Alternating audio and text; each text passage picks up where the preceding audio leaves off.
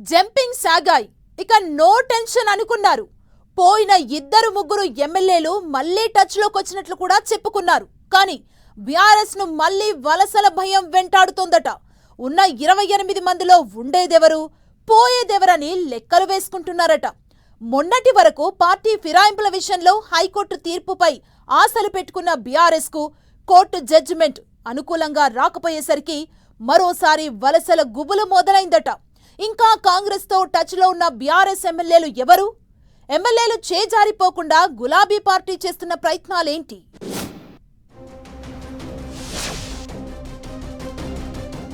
తెలంగాణలో ప్రధాన ప్రతిపక్షం బీఆర్ఎస్ కు మళ్లీ జంపింగ్ గుబులు పట్టుకుందట.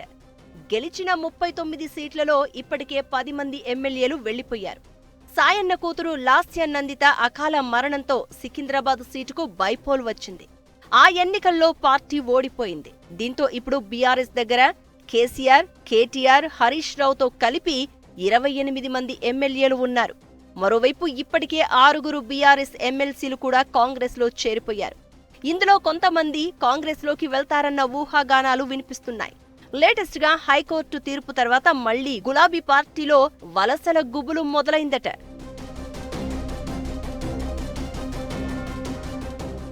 పార్టీ ఫిరాయించిన ఎమ్మెల్యేలపై ఫిర్యాదు చేసిన స్పీకర్ సకాలంలో స్పందించలేదని హైకోర్టుకు వెళ్లింది BRS party.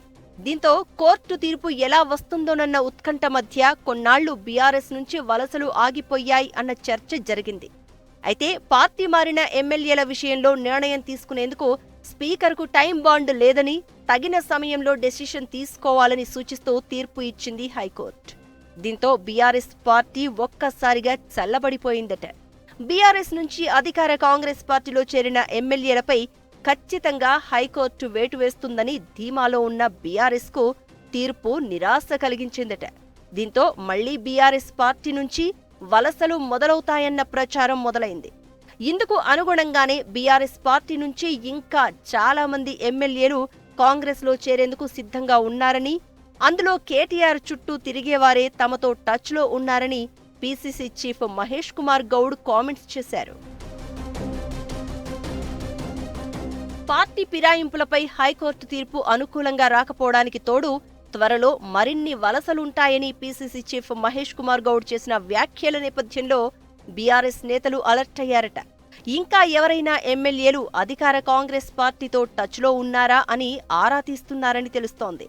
BRS working president KTR, Harish Rao ఎప్పటికప్పుడు ఎమ్మెల్యేలతో మాట్లాడుతూ వారిలో ఆత్మస్థైర్యాన్ని నింపుతున్నారట.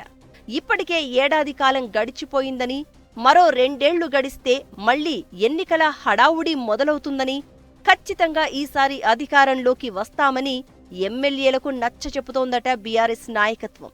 ఈ మధ్య పొలిటికల్ గా యాక్టివ్ అయిన కవిత కూడా ఎమ్మెల్యేలతో మాట్లాడుతూ చేజారిపోకుండా ప్రయత్నిస్తున్నారని పార్టీలో చర్చ జరుగుతోంది. మరికొంతమంది ఎమ్మెల్యేలు వెళ్లిపోతే పార్టీ క్యాడర్ అంతా నీరుగారిపోతుందని ఆందోళన చెందుతున్న బీఆర్ఎస్ వారిని కాపాడుకునేందుకు సర్వశక్తులా ప్రయత్నిస్తోందట. అయితే వచ్చే ఏడాది మార్చిలో ఎమ్మెల్యే కోటా ఎమ్మెల్సీ ఎన్నికలు ఉన్నాయి. ఇప్పుడున్న ఎమ్మెల్యేల సంఖ్య ప్రకారం ఖాళీ కాబోతున్న 4 స్థానాల్లో 3 కాంగ్రెస్ కు, 1 బీఆర్ఎస్ కు రాబోతోంది. అయితే ఆ ఒక్క సీటును కూడా బీఆర్ఎస్ కు దక్కకుండా కాంగ్రెస్ ప్లాన్ చేస్తోందట. అంతలోపే బీఆర్ఎస్ ఎమ్మెల్యేలను లాగేయాలని అధికార పార్టీ ఎత్తులు వేస్తున్నట్టు తెలుస్తోంది. దానిలో భాగంగా PCC chief Mahesh Kumar Goud comments చేశారన్న చర్చ జరుగుతోంది. కాంగ్రెస్ వ్యూహం ఫలిస్తుందా? బీఆర్ఎస్ బుజ్జగింపులు వర్కౌట్ అవుతాయా అన్నది